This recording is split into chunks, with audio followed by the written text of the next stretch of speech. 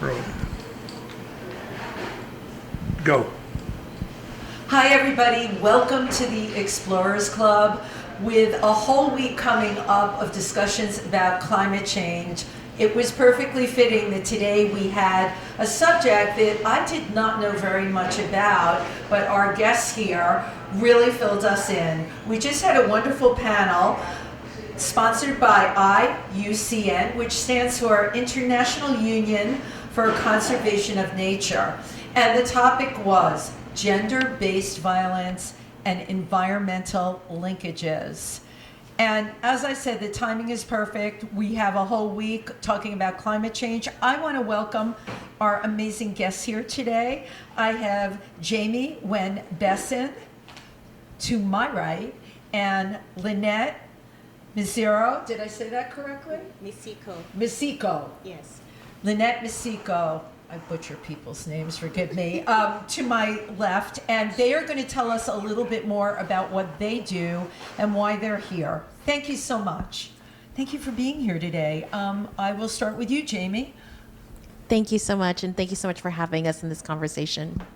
So your organization, IUCN, it's been around for 70 years, and I got that because I asked her ahead of time.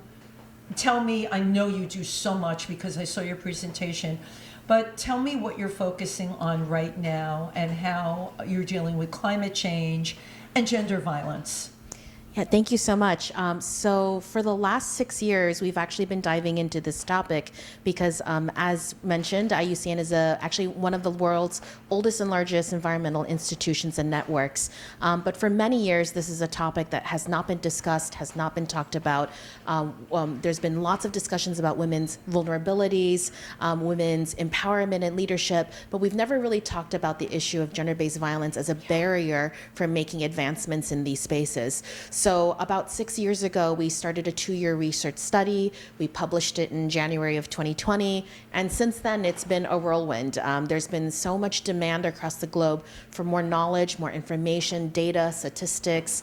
But now we're moving into a space where people are demanding to know, well, how do we close these gaps? How do we work on it? Right. What can we do? Mm-hmm. I mean, even myself, who is a member of the club and has read so many things, I never really thought about climate change, which seems like it's come on fast and furious, and how it has affected gender violence at all. Lynette, what brought you here today? And tell us a little bit about your organization as well. Well, Wendy, thank you for having me here. I work with Kenya Wildlife Conservancies Association. It's a national umbrella body for conservancies within Kenya. We have a membership of over 200 conservancies, and we work with mainly pastoralist communities. And as you can imagine, they have been highly impacted with climate change. And one of the reasons I'm here today is because we're a RISE grantee. We've won the award 3 years in a row. So thank you to IUCN and RISE. That's great. Yes. And why I'm here also, and why we're here to talk about gender equality and prevention of GBVs, because at KWCA we believe that for conservancies to thrive, to be sustainable, we need participation and a voice, a unified voice from all stakeholders. And all these stakeholders are men, women, the youth, and people living with disabilities. We believe that if stakeholders perceive a conservancy to be fair and that equity, the benefits are distributed equally, then the vision is united and people will work together to conserve the environment in which they live. Well, yeah, what you're talking about is equal between men and women, and everybody what I would call on the same playing field. Exactly. I do want to speak about the terminology GBV. I did not know what that was, gender-based violence. How did your organization get so involved in shining a light on this? Yeah, I mean, it's really in thanks to the partners that we work with. It was a question that was posed to IUCN by our members and partnerships. What are the linkages? Do they exist? Because certainly gender-based violence experts know that gender-based violence happens in every sphere of life, in every part of the globe, and in every type of environment. So we knew that the answers were somewhere there, but I think what was missing at the time was a global understanding. Even globally, most gender-based violence programming tends to be in sectors like health or education, humanitarian assistance, but definitely in the environmental sector with biodiversity conservation, climate action, adaptation and mitigation. These are topics that have been present but never discussed because it was a topic that people did not understand or did not know how to address it if and when it came up. So we took the decision to, I suppose, be brave and just decide to just dive into the research, see where the documentation and the evidence led us to, and we published a 300-page research paper as well as a 18-page summary it's a lot of information to really say to the environmental community, this is a global challenge and we cannot continue to overlook this. Very thankfully, the global community has been very responsive in saying, yes, this has been a challenge. Finally, let's talk about it. So it's been a very intensive, number of years of diving into this. And for our sectors, even though gender-based violence has always been there, we've only really been talking about it for maybe a little bit more than half a decade. Right. But now I feel like we're in fast forward. Climate change is, we were saying that buzzword 6, 7, 8 years ago, and then all of a sudden it seemed like not only a hot topic, now we're dealing with it, okay, to be able to reach people. And I always say, like, the three of us here, you're preaching to the converted here. Even in the room this morning, we're all aware of what's going on. But I don't think out there people were so aware until it started to hit them. We were talking earlier amongst ourselves about people's viewpoints in places like Pennsylvania, right? When their lawns started burning last summer because there wasn't enough rain, all of a sudden I heard people that wouldn't even acknowledge climate change say things like, well, I guess it must be real. So let's take this a little bit further, okay? How do we get what your organization does and your organization does, how do we get it to do what I call the trickle-down theory, to get people everywhere? You both said it, it's a global issue now. Climate change is happening everywhere. How do we get the people out there in the public sectors to really start to care about it in terms of how it's going to affect women and men too in terms of gender violence? Yeah, absolutely. And I think the most important thing is storytelling. Telling stories, and also wherever we do have precious data and information that gives us a sense of the scale and the scope of the issues, that's where we really have to push the conversations. These topics, I think when we discuss it, they sound abstract, they sound like it's happening somewhere else. But even in Europe or even the United States, in the aftermath of hurricanes and disasters, actually sex trafficking is on the increase, intimate partner violence is on the increase, and we were discussing this morning that around the globe, rates of child marriage as a negative coping strategy is on the rise, and behind all of these data points are human experiences and stories and lives where these impacts matter to them.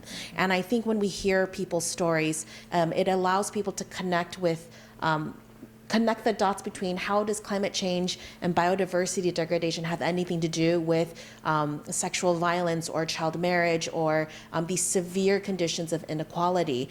And I think talking about things makes a difference because again, gender-based violence exists in every sector, every walk of life. It's always been here with us, but its impunity and our refusal to talk about it in the open and that keeps it shrouded in secrecy. And so I think by the more that we talk about things, the more important it is. And also, people are living their day-to-day lives surviving, and a lot of times people don't recognize what's happening in their lives as forms of violence because it makes it difficult sometimes to move forward to realize that these are the pressures. And I know Lynette's organization has worked quite a lot in those contexts as well. Could you tell us a little bit how your organization's worked that way? Yes, I can. Thank you. So one of the ways in which we've tried to adapt to climate change is to support our conservancies in development of carbon projects, whereby conservancies and communities are able to earn carbon credits. But how this happens is there needs to be an initial design stage. And what we've ensured is that during the design stage, we do a gender analysis, which tries to identify, what is the context of GBV, gender inequality within this community, because that is a pivotal point that can either make or break whether this project will work or not. And so once we identify whether there are existing issues or not, we come up with ways during the implementation stage of engaging the community, talking to them about these harmful social norms that encourage or perpetuate gender-based violence and inequality. And so once people understand that, I will lose out on income if I don't toe the line, then yes, it will change their mindset to a certain extent. Well, I like what Lynette said because we have a phrase, hit them in the pocketbook. Mm-hmm. But how do you do that? I've been to Kenya, and I think I told you I went there to do a small film in some of the Maasai areas. How can you communicate to the people there, first of all, when you've had a culture where there has been gender-based violence and it's not perceived that way? You understand what I mean? It's not being perceived by the women that way. How do you get them to talk about what is happening to them without them feeling guilty, moving past whatever trauma they've been through, and what they need to do to move forward? Well, definitely, changing a mindset is not an easy thing to do. But what we've learned is that, and usually when we go to communities and we try and address this, you're seen as an outsider, you're seen as someone who does not understand, you don't live with us, you don't have the same, you don't have the same life experiences as us, you don't know who we are, so do you even see us? So what we've done, we've partnered with organizations that are experts at and dealing with issues as it pertains to gender inequality and prevention of GBV. And some of these organizations have been CARE Kenya and CREW, it's called the Center for Rights, Education and Awareness, and also Flora and Fauna. So they have supported us in coming up with tools that enable us to engage with the communities in a way that makes them feel open to communicating about their circumstances and also open to changing the way life has been. And also another thing we've done is to ensure that there's constant male engagement, because we believe that without changing the mindset of the men who more often than not perpetuate these inequalities, no change will happen. In fact, it might also increase. So we engage the male. We've tried to identify allies within the community, people who, as in male leaders who the community sees as someone who they look up to. Leaders. And once they have a buy-in, then it helps. It helps in changing the mindset. So but it's something that doesn't happen within 1 year. Right. It's not an easy fix, but you've used the word community a lot. And when I talk about this subject, I use the word grassroots community. We had some examples. Somebody spoke today about violence that would happen to women going to collect the water. So they built one of their projects, building a water tower and putting positive messages on there. That's grassroots, okay? How do we make the connection, the linkage, as you would say, from policy? We can have these policies and they're all well and good, but if these policies don't go down to the people that we're trying to protect, and if you're dealing with government corruption, which is all over the world, okay, not just over there, it's everywhere, how do you protect and enact and help the women that are victims of this violence? Yeah, and so I think that's such an important question because it's one that we see everywhere all the time. It's one thing to have a policy, which is essential because it provides the framework, the grounding, and the basis for being able to do anything. But the real challenge then becomes, first of all, it's a challenge to get a policy in place. Right. And second of all, to make sure that that is then at a global level cascaded nationally, from the national level cascaded regionally, and from regional to provincial, and then from provincial to community, and then from within communities to families, right? Absolutely. And so I think the most important thing is actually sometimes to flip the script. It's really important that there's a lot of different players in the list that I just listed. There really are. And there's a lot of points of failure. And so what we can't Challenges. depend on is for that system to work seamlessly. And instead, all of us in our capacities, whether it's in our families, in our home lives, in our communities, in our workplaces, no matter what we do for work, or how we engage, in civic discourse, it's on all of us to ensure that we are pushing these topics, that we're fighting for it, that we're demanding accountability and implementation.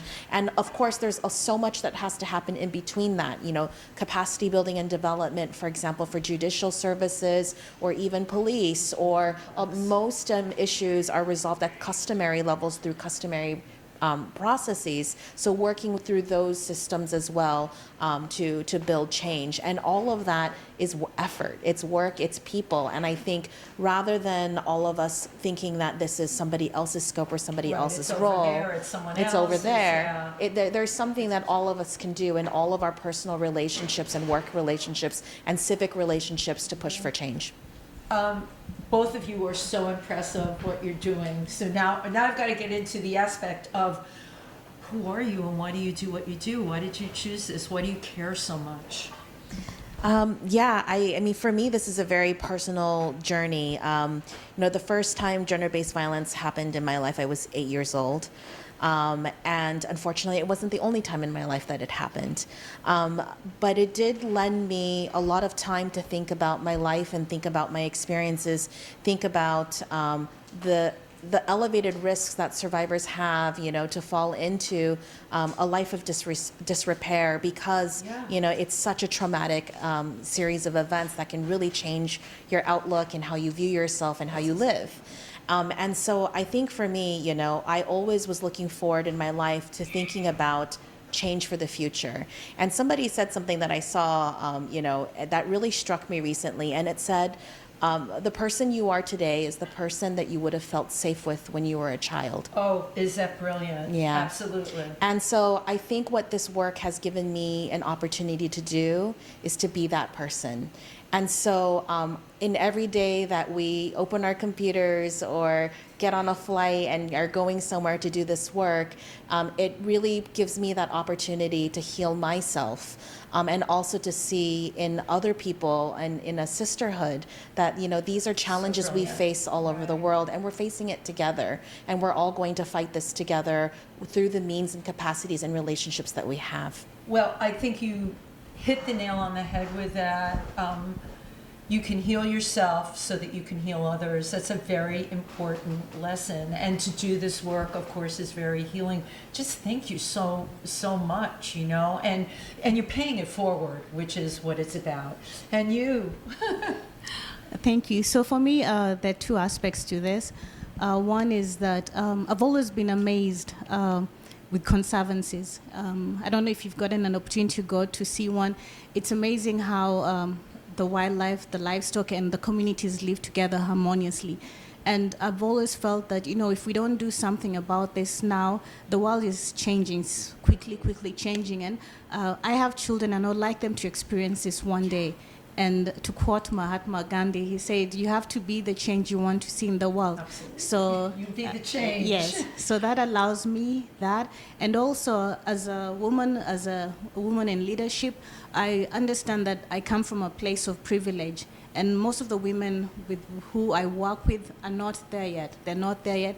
And what can I do? The only thing I can do is supporting the capacity building, helping them with literacy, financial security. Absolutely. Those are the little things that we can do, and hopefully give these women an opportunity to also rise up and be able to talk about the issues that affect them, give power to them. Right. Well, you're empowering them, and again, you're also paying it forward. It is incredible to me that both of you, I love the trajectory you're on, the path that you're taking, and the people that you're bringing along the way to really make a difference out there.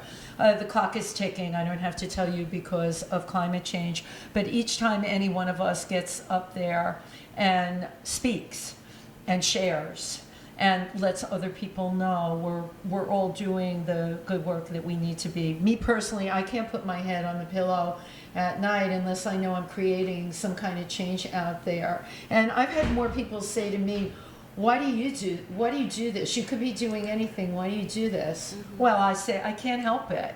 You know, at the end of the day, it's who I am. It's funny you mentioned going to the conservancies, and not only have I gone to the conservancies, I made a film about poaching in Cameroon, and the village area that I was in, Sanagi Young Chimpanzee Rescue empowered the women in the village by buying their vegetables to feed the chimpanzees that were there, okay, built a school. And I talk about this because we need this kind of program everywhere. You know, if you're going to save the animals, if you're going to save the people, it's all hand in hand. Yes. You need the schools, okay, and you need to empower the people there. The fact, first of all, in Africa, the women are amazing business people, and that's the area I've had a lot of experience in. It's incredible to me. They work, they have children, they're selling all kinds of goods, and you know, hauling water in a lot of these places. I don't know where all that comes from, but how beautiful that you can swoop in and empower them, all right, and organize them to the degree about education, about violence, and how it doesn't have to be this way, you know.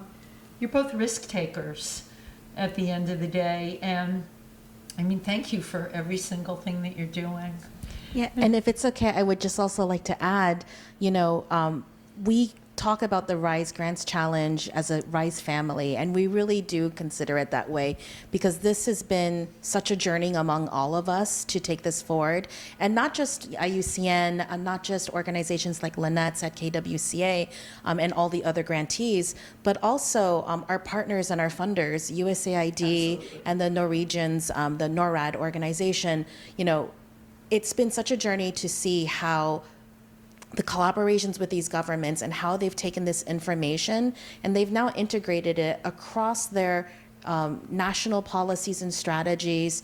And this is no longer just something that resides in a gender policy, it's in a climate policy, it's in a biodiversity policy. Yeah, and so when we talk about connecting policies to change, I think it's really also important that there's so many different places for those connections to be made, and that there is a space for everybody to contribute change. So we've just been really lucky to have the most amazing partnerships to help us along, to create the space for us to build this family and to also generate change on the ground. It's just been a whole ecosystem. It's a very small ecosystem. It's fragile. It's not incredibly well funded, but it's very well loved. And what we say, small yet mighty at the same time. I'd like to talk a little bit about the RISE grants. I didn't know anything about those till I came here today. Can you just talk a little bit and tell people what those are? Sure. And what RISE stands for. Sure, yes, of course. So RISE stands for the Resilient, Inclusive, and Sustainable Environments RISE Grants Challenge. And we called it that because that's the goal. Absolutely. We want all of our environments to be resilient and sustainable, and we want them to be inclusive. And in order for that to happen, they have to be safe, and people have to have safety and dignity to be able to advance and contribute to environmental sustainability. Now, what the Grants Challenge does is that it creates funding, pots of funding paired with technical assistance, where because this is a topic that no one in the traditional conservation or climate communities knows how to work on, rather than say, well, let's figure out how to tackle this really difficult topic, let's create funds where they can build partnerships with experts and organizations that know how to address gender-based violence, and let's see how we can co-create create the tools and the approaches and also the learning so that the environment organizations can actually have the capacity to understand the issues, build in policies into their structures, and also to then implement actions to ensure that their environmental initiatives are safeguarded so that the risk of gender-based violence is prevented, responded to, or mitigated. Wow. Very impressive. And your organization, of course, was the recipient of the RISE grants. Yes, we were. 3 years in a row, you said? 3 years in Oh my gosh, a I'm row. impressed. We're grateful, but unfortunately, we can only win the grant 3 times. So we've made a lot of strides. We've worked in the tighter landscape and in the Amboseli Ecosystem Trust. It's a stepping stone because KWCA supports 12 landscape associations, so we've only tackled 2. And, we would like an opportunity to be able to scale up. And so we're hoping that with forums like this, networking, we can be able to get the right financing to scale up and cover all the regions with who we support with, because there's still work to be done. Well, yes. I have to thank both of you for being here today. And yes, there's still a lot of work to be done. But at the end of the day, you're doing it, okay? And you're paying it forward, and you're making it happen. And the world will be a better place because of the work that you're doing. And you can put your heads on a pillow at night. That's what I always say. Why do we do this work? I have to be able to sleep at night. Absolutely. Thank you both so much. And thank you to the Explorers Club.